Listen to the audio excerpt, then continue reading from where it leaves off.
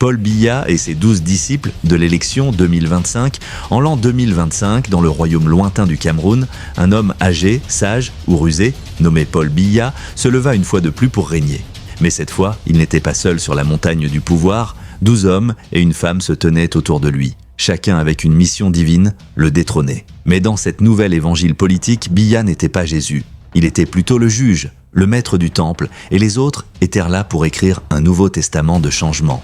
Voici les 12 disciples de l'élection, façon biblique. 1.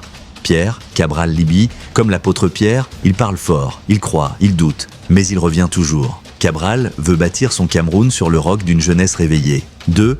Jacques, fils de Zébédée, Joshua Osik, fidèle au SDF comme Jacques l'était à Jésus. Il suit les pas de ni John Frundi, mais l'ombre du maître plane toujours. 3e Jean, Serge Espoir Matomba, le plus doux et le plus social des disciples. Il parle de paix et d'amour et croit en une société plus juste. Le Purs, c'est son évangile. 4e, André, Akeremouna, le frère sage qui attire les autres par son calme. Il prêche pour l'éthique, comme André appelait les foules à écouter le maître. 5e Philippe, Issa Chiroma Bakari, celui qui suivait tout en questionnant. Jadis ministre du régime, aujourd'hui prophète de sa propre vision. Un apôtre en conversion lente. 6e Barthélemy, Pierre Quemo, homme discret mais présent. Comme Barthélemy, il n'a pas beaucoup parlé, mais il était là à chaque chapitre. 7. Thomas, Bouga Agbe Jean, le sceptique. Il croit quand il voit. Il veut voir le changement de ses propres yeux avant d'y croire pleinement. 8. Matthieu, Bello Bouba Megari, l'ancien collecteur. Comme Matthieu, il fut autrefois dans le système, mais il dit aujourd'hui vouloir réécrire l'histoire.